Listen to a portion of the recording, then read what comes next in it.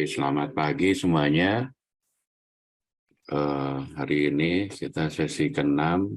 Saya akan membawakan materi cara membaca laporan keuangan ya. Cuman ini masih telat juga. Saya kemarin sudah komplain tapi masih banyak yang telat. Oke, dalam keseharian di dalam industri hotel nanti kamu kalau jadi departemen head kamu akan setiap hari akan dikirim report oleh accounting departemen. Salah satu reportnya adalah daily revenue report atau daily sales report, tergantung dari masing-masing hotel penamaannya ya. Ada yang namanya daily revenue report, ada daily sales report, intinya sama aja. Nah, di dalam daily sales revenue report itu tampilannya nanti seperti ini. Biasanya salah satunya kita akan, ini contohnya dulu di Hotel Aston Bandung ya. Setiap pagi itu ada report okupansi dan sebagainya sama forecast 7 hari ke depan. Jumlah kamarnya 160. Waktu itu tingkat huniannya masih sepi 28,4%, 24%. Dapatnya dari mana? Adalah room sold dibagi dengan room available. Jadi 39 dibagi 160 itu okupansinya. Jadi okupansinya 24% atau 25%. Harga average rate-nya dapatnya 574, dapatnya dari mana? Itu adalah room revenue 22 juta dibagi dengan room sold. Jadi harga per kamarnya sekitar 574.000 ya. Terus ini ada yang mau nanya nggak? Kalau nggak ada saya lanjut ya. Jadi ini salah satu contoh reportnya. Nah, report yang lain kita adalah kita membaca yang namanya direct competitor report. Jadi setiap pagi juga nanti si front office atau net audit bikin report seperti ini. Nah, beberapa hotel berlangganan data dari STR Global. STR Global itu adalah lembaga independen yang setiap hari dia mengirimkan report tentang okupansi dari masing-masing kompetitor kita. Nah, kebetulan dulu saya di Aston Bandung, di Braga, kompetitornya adalah Hotel Jayakarta, Grand Aquila, Priangar, Homa, Novotel. Nah, ini 4 hotel ini kita yang menentukan. Biasanya kita tentukannya dari level bintangnya, misalnya bintangnya bintang 4, berarti kompetitornya sama semuanya bintang 4. Terus yang lokasinya berdekatan, kurang lebih ya radiusnya 10 kilo lah ya. Nah, pembanding ini juga harus apple to apple ya, jangan kamu bandingin bintang 4 sama bintang 5 ya, harganya juga beda ya. Atau bintang 4 dengan bintang 3 pasti harganya beda. Nah, di dalam kompetitor Komset atau kompetitor set report ini kita membandingkan performa hotel kita berbanding dengan kompetitor kita. Posisi kita bagus nggak sih dibanding hotel kompetitor? Nah, pada hari ini, misalnya hari ini tanggal itu yang tadi ya report tanggal 2. Hari ini hotelnya Aston, kamar yang laku semalam lakunya cuma 39 kamar. Jayakarta 45, yang lain ini rata-rata emang tingkat huniannya sepi Bandung waktu itu. Mungkin ini harinya weekday kali ya, karena Bandung biasanya weekend ramainya. Jadi ini rata-rata okupansi hotel-hotel ini sekitar 22%. Sedangkan si Aston pada saat itu closingnya semalam di 24%. Nah, di luar dari Komset yang direct, ini yang direct ya. Jadi direct maksudnya yang hotelnya sama-sama levelnya bintangnya sama, terus jaraknya dekat. Nah, kita bisa juga pakai indirect. Biasanya kalau indirect, hotel yang sama level bintangnya, tapi dari jarak lebih jauh. Nah, ini dimasukkan hotel-hotel yang levelnya sama, tapi mungkin jaraknya agak jauh gitu ya. Nah, data-data ini setiap pagi dibacakan oleh front office. Jadi positioning kita terhadap kompetitor seperti apa. Kalau kayak gini, hotel kita closing di 24, rata-rata tingkat hunian di 22 ya. Jadi so far dari kalau dari kompetitor sih kita masih inline ya, atau masih kurang lebih sama lah. Tapi kalau lihat ini, oh ini ada hotel kayak Aston Tropicana kok bisa rame. Oh mungkin dia karena lokasi ya, karena di Bandung Tropicana itu di daerah Ciamplas. Ciamplas itu daerah turis gitu. Jadi weekday weekend rame terus gitu. Jadi mungkin dia okupansinya yang paling tinggi di Bandung pada saat itu gitu ya. Nah, ini adalah data pada hari tersebut. Nah, ini okupansinya. Nah, ini harga jualnya. Nah, kita juga sama lihat harga jual kita berbanding kompetitor. Rata-rata kompetitor yang bintang 4 di Bandung pada saat itu harganya 546. Nah, ini yang tahun lalu, sorry. Yang tahun ini 490. Posisi kita closing di 574. Berarti posisi kita sudah di atas rata-rata kompetitor. Bacanya gitu ya. Ini kalau tahun lalu closingnya 652, rata-rata kompetitor 54. Nah, ini masih di atas kompetitor juga. Sama dari sisi room revenue. Room revenue kita 22 juta, tapi ini harusnya di jumlah nih. Oh, ini subtotalnya. Oh, ini rata-ratanya 23. Jadi kita masih below nih, masih di bawah. Mungkin ada yang tinggi, oh ini yang tinggi. Jadi kadang-kadang kalau dalam konsep ada yang ekstrim lebih tinggi, itu bisa membuat harga rata-rata kan menjadi lebih tinggi ya, sehingga kita mungkin ini menjadi lebih kecil dari sisi total room revenue. Tapi dari sisi average rate kita di atas kompetitor, okupansi masih inline gitu ya. Sampai di sini ada yang mau nanya nggak? Tata Hidang Politeknik Palembang, ada yang mau nanya? Halo, nggak ada yang mau nanya? Udah pada Refar, ada yang tahu nggak ngitung Refar gimana? Kalau nggak ada yang nanya, saya yang nanya. Ada yang tahu nggak cara menghitung Refar gimana sih? Anak hotel tahu nggak ngitung Refar gimana? Kamu anak F&B harus tahu juga Refar ngitungnya gimana, walaupun ini dari room sih. Refar tahu nggak apa? Tahu nggak Refar artinya apa? Halo, saya ngajar kayak kelas patung nih, nggak ada ininya ya, kelasnya nggak aktif. Refar Belum itu tahu, Pak. Apa, Anggi? Belum tahu, Pak. Refar. Refar itu ada revenue per available room. Jadi total room revenue per total kamar. Jadi ngitungnya adalah total room revenue dibagi total kamar room available. Ini Refar available dibagi available. Malam itu total revenue-nya adalah 22 juta dibagi kamarnya 160. Jadi Refarnya 139. 139 dibanding kompetitor bagus atau enggak? Ada yang tahu nggak nih dibanding kompetitor ini masih inline atau di bawah? Ada yang tahu nggak? Ada yang bisa jawab nggak?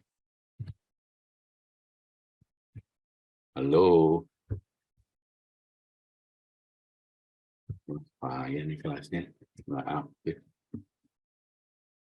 Jadi lihatnya gini ya, ini Refar kita 139.000 berbanding dengan Refarnya kompetitor. Kalau ini dijumlahkan dibagi 1, 2, 3, 4, 5, 6 menjadi 110. 139 sama 110 gedean mana? Halo?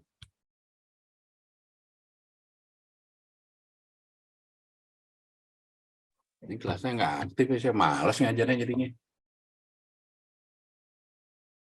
Ketua kelas siapa?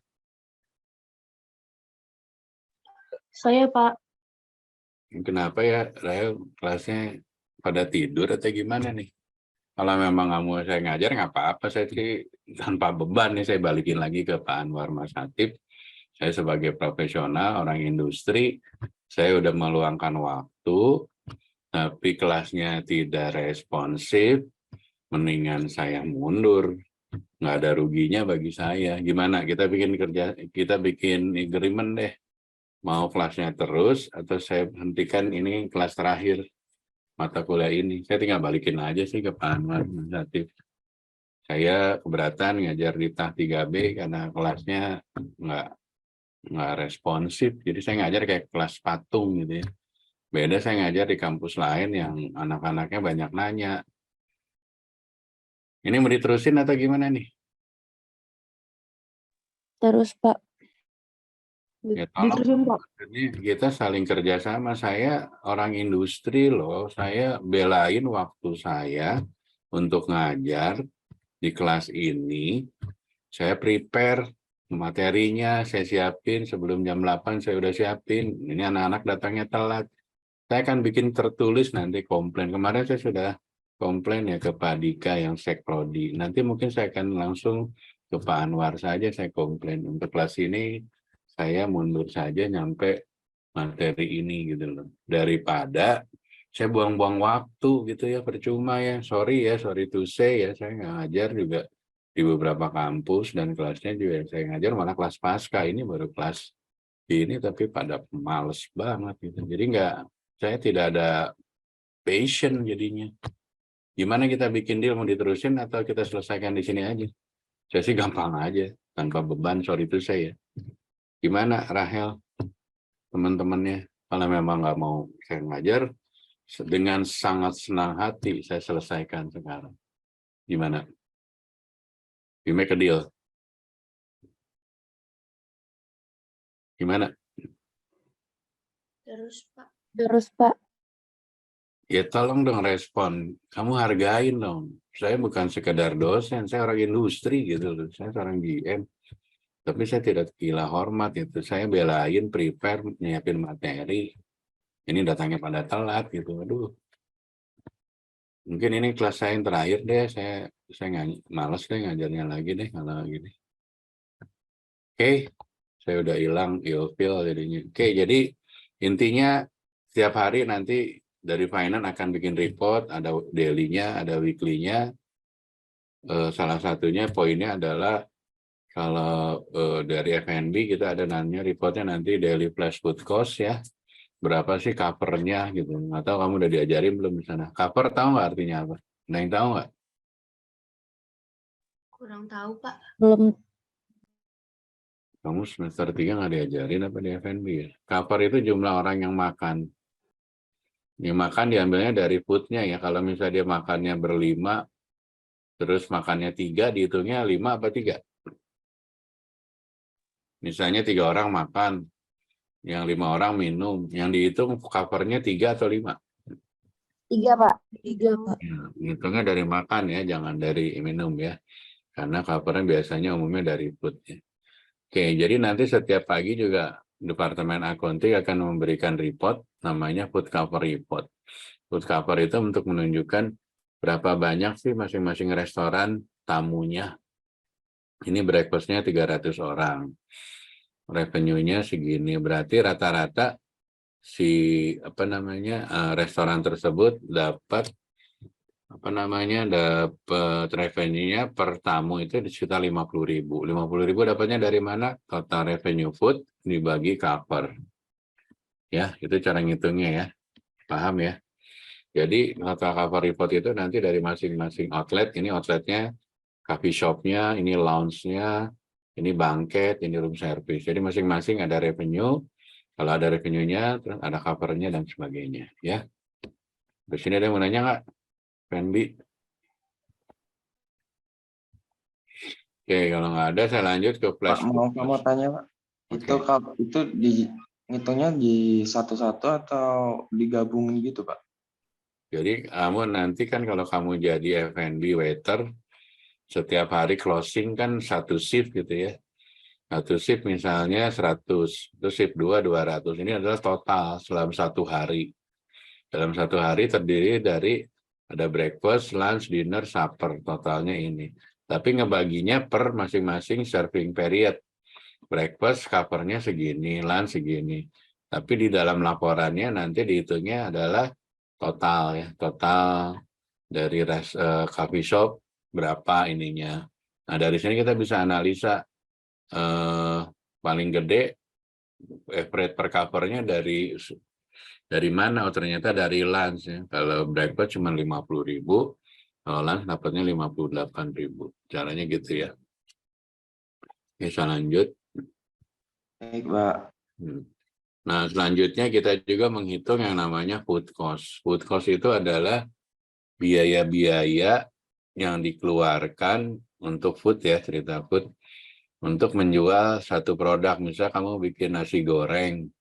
Bikin nasi goreng itu ingredientnya kan ada beras, ada telur, misalnya ada ayam. Nah, ayam, beras, telur, mentega, atau minyak goreng itu dihitung totalnya berapa cost-nya, itu namanya apa namanya food cost ya. Untuk membuat nasi goreng membutuhkan food cost-nya berapa rupiah gitu ya. Nah, setiap hari nanti cost control itu bagian dari akunting departemen akan menghitung.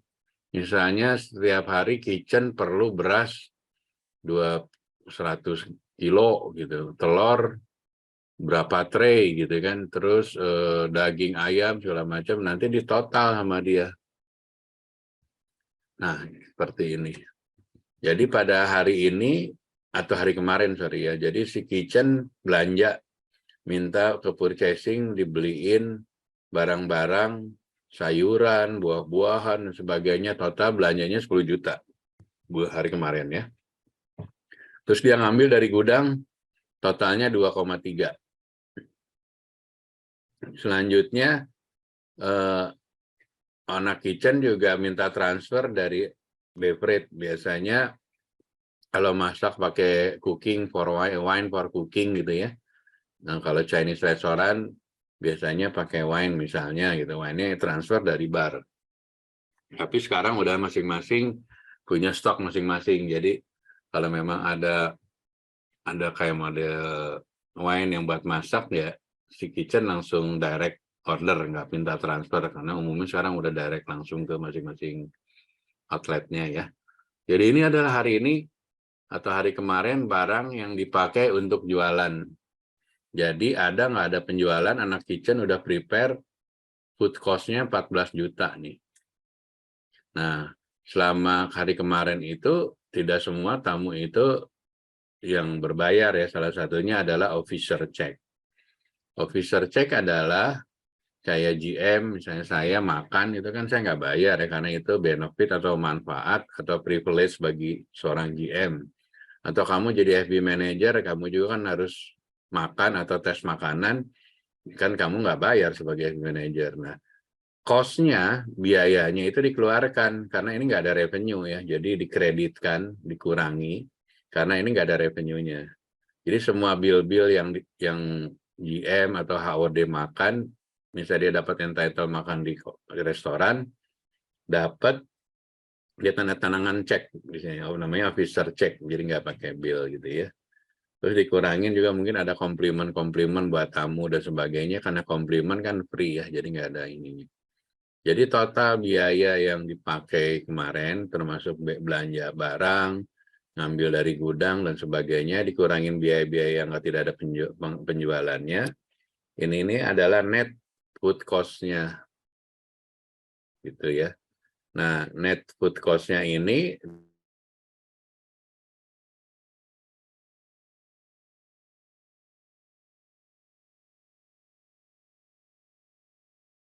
banding dengan revenue hari itu. Misalnya tuh foodnya revenue 20 dibagi 21, food cost-nya 66%. 66% besar atau kecil, ada yang tahu nggak? Food cost-nya 66 gede atau kecil, ada yang tahu nggak? Gede, Pak. Besar, Pak. Kalau yang kecil berapa harusnya? Kalau kecil berapa menurut kamu? 20%. Ya, oke. Jadi kadang-kadang memang namanya daily flash.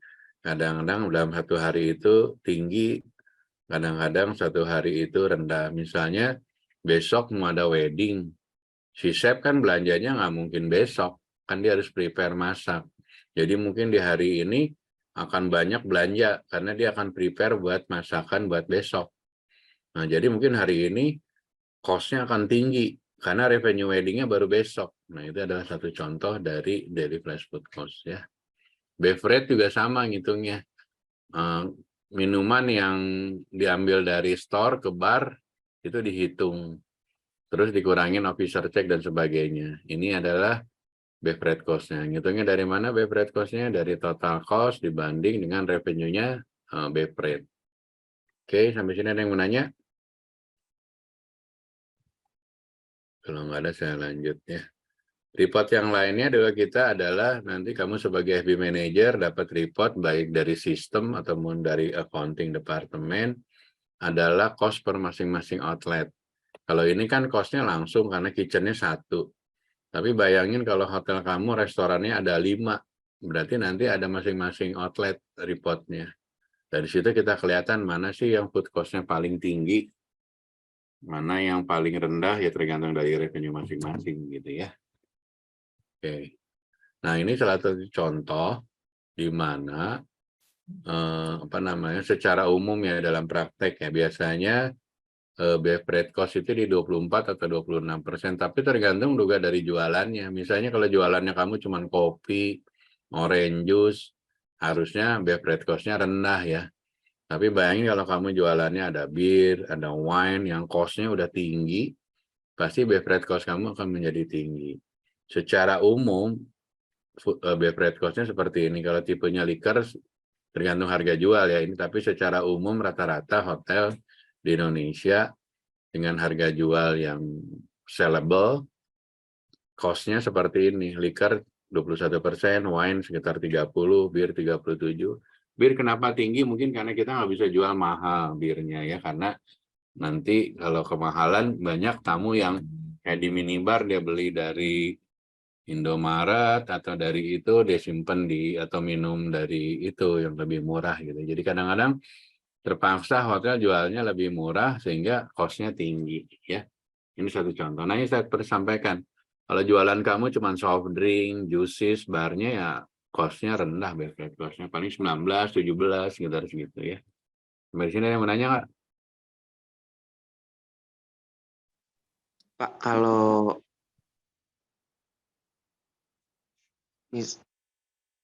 Kenapa? Bagus.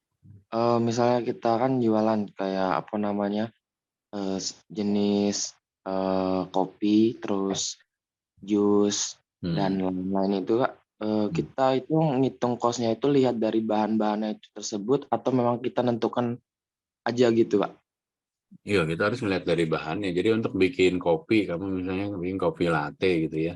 Sama, nanti kan kayak tadi bikin nasi goreng, bahan-bahannya ya tadi ya dihitung satu-satu. Kalau kamu juga sama bikin kopi latte misalnya atau bikin juices, dari mulai ke garnishnya juga dihitung. Totalnya berapa gitu. Nggak bisa kamu ngeset harga, cost-nya segini, nggak bisa dihitung gitu ya. Nah, hitungnya gimana? Ya kamu bikin ini dulu sebelum kita jualan kita hitung dulu cost-nya. Misal kamu mau bikin kopi latte gitu ya, binnya harganya berapa per kilonya, terus dibutuhkan berapa mili gitu misalnya, terus pakai susunya berapa banyak, itu dihitung semua cost-nya. Nah, misalnya dapat cost-nya itu misal ya cost-nya totalnya 17.000 gitu. Nah, kira-kira kamu mau jual berapa nih di Palembang? Kalau misalnya kamu cost-nya pengen 20%, ya udah nyarinya gimana caranya dari 17.000 supaya cost-nya 17.000, jadi harga jualnya berapa, itu persamaan matematik ya, gampang tinggal kamu hitung aja di Excel. Nah, itu Selamat caranya. pagi Jadi Pak. harus di breakdown. Mau bertanya lagi, Pak. Ya, gimana? Pak, kalau untuk penghitungan course-nya itu kan dihitung per item tuh, Pak. Itu cara penghitungannya gimana ya, Pak? Ya, kalau kayak kitchen misalnya kamu jadi chef gitu kan ya. Kayak kamu bikin breakfast, itu breakfast kan kamu di prepare misalnya karena menu rotasi satu. Menu rotasi satu misalnya ada nasi putih, ada mie goreng misalnya. Ini menghitung breakfast buffet ya misalnya. Terus ada bihun misalnya, terus ada ayam potong segala. Itu semua biayanya atau berapa kilonya dihitung. Jadi belanja hari itu berapa untuk berapa pack, nanti dihitung, nanti dibagi jumlah tamu yang akan makan. Tapi kalau menu ala carte yang hitungnya gampang. Misalnya tadi nasi goreng. Untuk bikin nasi goreng butuhnya apa aja, minyaknya berapa. Misalnya minyaknya 2 sendok. 2 sendok dari total 1 botol itu berapa mili. Total 1 botol harganya berapa. Tinggal dibagi aja sama kamu kan ya. Terus berasnya berapa gram. Telur berapa biji. Itu kan ada cost-nya, ada hitungannya. Tinggal dihitung. Jadi biasanya kita kalau bikin restoran atau kita buka hotel baru, si kitchen kan akan put testing dulu tuh kan ya, dia akan bikin menu-menu, terus habis menu dia hitung cost-nya, terus dia bikin masaknya supaya anak-anak kitchen-nya tahu model presentasinya. Terus nanti udah jadi anak waiter-waitress juga cobain kan nanti rasanya seperti apa, presentasi seperti apa. Jadi waktu ketemu tamu, waktu tamu nanya spesialitinya atau rasanya, ya waiter-waitress bisa jawab gitu ya. Nah dari situ kehitung berapa sih food cost-nya untuk bikin sirloin steak gitu ya. Bisa sirloin steak dari US atau dari New Zealand 200 gram harganya berapa. Terus ditambah biaya apa tadi misalnya buat bakarnya misal pakai minyak atau pakai karkol atau pakai apapun itu dihitung semuanya gitu loh. Nah, nanti ngitungnya nanti di sesi berikutnya ya. Tapi intinya kita harus ngitung semua item untuk bikin makanan itu harus dihitung semua supaya kita nggak kurang catat biayanya, semuanya biayanya harus dimasukin gitu ya. Jangan sampai ada yang nggak dimasukin. Oke, saya lanjut. Tadi masuk ke food cost, sekarang ada report lain lagi.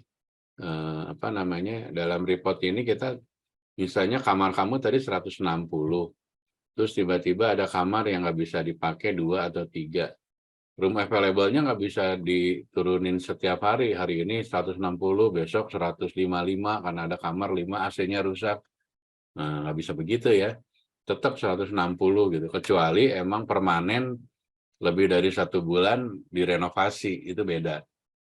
Tapi kalau misalnya rusak AC-nya sehari 2 hari, ya tetap dihitungnya dari total kamar yang ada 160. Nggak bisa sekarang AC-nya 5 kamar AC rusak, jadi 160 kurang 5, jadi 155 kamar, enggak. Tetap 160 gitu ya.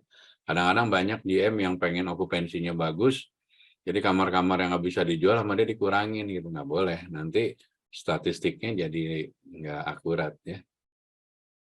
Ini satu contoh okupansi, berapa sih dalam satu kamar diisi ada single atau double. Itu juga pengaruhnya buat kamu anak kitchen, anak service, jadi bisa tahu kira-kira hari ini tamunya kamarnya ada kamar yang keisi 100, masing-masing diisi 2 orang, berarti ada 200 orang kan. Jadi kamu harus prepare buat besok breakfast anak kitchen untuk 200 pack nih breakfast. Terus anak waiter-waitress harus prepare, kursi kamu ada berapa nih? Misalnya kursi kamu cuma 100. Nah kalau 200 itu kan berarti kalau bareng makan semua kan pasti nggak cukup. Tapi kan biasanya orang breakfast makannya nggak berbarengan ya, ada. Nah, gimana cara ngaturnya? Kalau kamu di Hotel Ibis Trans Studio Bandung ya, kamarnya kan 600 tuh. Restorannya misalnya cuma kapasitasnya 200. Nanti waktu kamu check-in itu dikasih jam breakfast. Misalnya kamu dapat stiker warna hijau, breakfastnya dari jam 7 sampai jam 8 gitu ya. Tapi kamu stikernya warna merah jam 8 sampai jam 9. Karena kalau nggak digituin nggak akan cukup. Karena kursinya cuma 200, tamunya 600. Nah itulah salah satu contoh gimana kita memanage sitting capacity ya. Karena kita juga nggak mungkin kamarnya 600 ya kita bikin semuanya 600, itu sitting kan mahal ya, investasinya akan besar. Jadi ya caranya gitu, gimana caranya kita memanage. Tapi banyak kejadian yang hotel yang nggak di-prepare gitu, jadi kamarnya banyak tapi restoran sittingnya sedikit. Akhirnya kadang-kadang kamu suka lihat kan pakai kursi bangket, pakai meja bangket, ditambahin di koridor dan sebagainya. Itu adalah satu contoh produknya tidak di-prepare dengan baik, sehingga waktu terjadi tamunya okupansinya naik, breakfast-nya nggak cukup gitu ya. Ke sini ada yang mau nanya nggak? Pak, misalnya kalau kita dikasih waktu dari hotel itu kan, tadi kan misal jam 8 untuk breakfast sampai jam 9. Nah, kalau kita telat untuk breakfast itu Pak, lupa ataupun ketiduran di hotel itu gimana Pak? Apa masih tetap kita ikut breakfast atau tidak Pak? Biasanya kamu kalau jadi manajer di situ ya tetap kan dia dapat hak breakfast ya. Cuman case by case, kalau memang kursinya masih ada, ya kamu kasih gitu. Tapi pas memang lagi penuh, ya kita kan komitmen, kan Pak, Bapak stikernya yang warna merah. Warna merah itu makannya jam 8, jam 9. Kalau dia komplain kayak apa, karena kita kan sudah bikin komitmen dari awal, kapasitas restoran kita cuma 200, hari ini tamunya 600, supaya bisa kebagian semua ya harus pakai jam gitu. Memang akan terjadi banyak komplain ya, tapi ya gimana kita namanya orang kerja di hospitality, gimana kita memanage komplain itu, jangan sampai jadi tuntutan atau su gitu ya. Jadi kita gimana caranya? Ya, kamu juga harus fleksibel juga sih kalau memang dia telat, harus jamnya misalnya jam 7 dia baru bangun setengah 9, as long as masih ada seating kapasitas ya kamu kasih. Tapi kalau nggak ada seatnya ya mungkin kamu cari solusi, apakah dia disuruh nunggu atau kalau mungkin bisa dikirim ke kamar kalau memungkinkan, anak kitchennya cukup ya. Tapi kan kadang-kadang kita nggak cukup juga orangnya. Jadi dan itu kan harga room service lebih mahal ya dibanding orang di restoran karena ada nilai tambah apa namanya waiter yang kirim ke sana dan sebagainya gitu ya. Baik, Pak. Oke, kita lanjut. Nanti juga salah satu reportnya adalah tentang piutang. Piutang itu adalah tamu yang stay di hotel tapi nggak bayar cash. Misalnya tamunya Pertamina nginep di Windem dan Pertamina udah ada kerjasama, tamunya yang dari Pertamina akan ditagihkan nanti ke Pertamina, tidak dibayar langsung oleh tamunya. Nah, itu namanya piutang. Nah, piutang itu setiap hari pun di-record gitu. Kira-kira piutang yang udah jatuh tempo 30 hari, siapa aja, yang udah 60 hari, siapa aja, itu ada datanya. Nah, setiap bulan kita bikin namanya credit meeting. Credit meeting itu untuk membahas masalah piutang-piutang yang udah jatuh tempo dan tidak terbayar. Nah, itu digunakan supaya apa namanya piutang kita bersih gitu, nggak banyak piutang yang nggak tertagih dan sebagainya ya. Nah, ini tadi itu. Nah, ini contoh dari report. Oh iya, oke. Nah, di accounting juga ada namanya bagian account payable ya. AP itu account payable. Jadi account payable itu kerjanya adalah menghitung berapa hutang hotel terhadap supplier. Kan kita belanja barang, beli beras, beli telur, beli gas, kan nggak semuanya cash ya. Kita kadang-kadang juga, hutang 2 minggu, 1 bulan gitu kan ya. Nah, hutangnya kita harus dicatat juga yang rapi gitu, sehingga kita tahu hutang kita pada tanggal ini, bulan ini, tahun ini, ke supplier ini berapa, ke supplier ini berapa gitu ya. Maka total hutang kita dalam bulan berjalan totalnya 124 juta gitu ya. Nah, dari 124 juta itu ternyata sama aja kayak tadi yang piutang. Kita ada juga yang masih belum terbayar, misalnya di 60 hari, kalau ini 60 harinya bersih ternyata. Yang belum terbayar di 30 hari, tapi 30 hari masih current ya, masih kondisi normal, karena kontraknya kita sama supplier paling lama 30 hari misalnya, berarti ini masih normal. Nah, total ini adalah biaya-biaya atau hutang yang harus kita bayar di akhir bulan ke vendor-vendor atau ke supplier-supplier ini. Ya. Terus ini ada yang ditanya, ini adalah satu contoh report-report yang dibikin oleh accounting ya, yang kamu nanti juga harus tahu. Oke, di dalam reportnya nanti juga ada yang namanya neraca, tapi ini nanti detailnya saya ajarin di sesi berikutnya ya. Untuk payroll kemarin sudah kita bahas ya, payroll itu gaji ya, ada gajinya pegawai kontrak, daily worker, anak kasual, dan sebagainya. Nah, ini formulanya, rumusnya tolong dipelajarin ya. Tadi seperti contoh, menghitung okupansi gimana caranya, adalah room yang occupied dalam ini yang berbayar ya, room sold dibanding room available. Nah, ini nanti kamu baca aja. Nah, ini yang double occupancy tadi buat apa ngitungnya, adalah untuk anak kitchen, berapa sih yang akan breakfast besok itu, jadi dia prepare masakannya sesuai dengan jumlah packnya. Kayak tadi akan breakfast 200 ya, berarti kan dia prepare. Biasanya kitchen kan prepare mungkin 150 dulu. Nanti lihat buffetnya, kalau buffetnya mulai habis dia masak lagi, goyang lagi gitu ya. Kadang-kadang mungkin untuk 200 pack dia ngeluarin bisa kurang, bisa lebih, ada bisa nyampe 200, porsinya atau mungkin lebih atau mungkin kurang tergantung dari masing-masing kemampuan chef memanage-nya ya. Oke, ini semua formula nanti kamu baca saja, pelajari. Ini materinya udah saya kirim kan ya. Ini tinggal dipelajarin aja, dibaca. Ini pengetahuan aja karena untuk anak kitchen, anak F&B, ini lebih detailnya ke orang finance ya, ke accounting. Nah, nanti ada satu contoh report juga adalah namanya yang tadi kemarin kita bahas, sesi kemarin payroll. Jadi kita payroll juga, kita membandingkan dengan budget. Jadi gaji bulan Januari saya bayar gaji 360 juta. Budgetnya 394. Masih bagus atau nggak bagus nih kalau gini?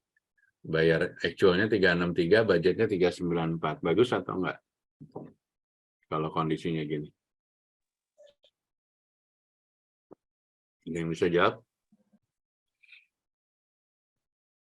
Budgetnya bayar gaji itu Januari 394 juta. Tapi saya di Januari saya bayarnya 363. Berarti saya bisa saving atau nggak saving? Artinya saya bisa menghemat ya. Dianggarin 394, tapi aktualnya saya bayarnya 363. Kita lihat jumlah karyawannya nih di sini. Permanennya, oh ini lebih kecil. Budgetnya karyawan 116, karyawan saya 110. Daily worker-nya dibajetin 45, saya cuma pakai 12. Makanya payroll-nya tidak melebihi dari budget. Ya, ini salah satu contoh kamu cara ngebacanya ya. Oke, ini kuisnya. Jangan lupa kamu jawab pertanyaannya ini. Di emailnya ke sini ya, jangan di email ke tempat yang lain. Jangan lupa nama kelasnya sama kampusnya. Baik, Pak. Oke, sampai sini ada pertanyaan? Pak mau tanya, Pak, yang Gimana, bagus? tadi kan misalnya kitchen itu, Pak, kehabisan wine misal untuk buat makanan. Nah, ternyata di bar itu kan semua ada kan wine itu, Pak. Apakah boleh kitchen minta ke bar tersebut? Boleh. Nanti anak kitchen bikin namanya intertransfer cost jadinya ya. Jadi intertransfer cost, jadi yang tadinya beverage cost pindah jadi food cost. Jadi si kitchen chefnya request, tanda tangan, nanti kirim ke FBM-nya. FBM approve, tanda tangan, terus cost control atau accounting juga mengetahui, baru bisa ditransfer gitu. Nah, nanti cost-nya akan ditransfer dari beverage cost menjadi food cost gitu ya.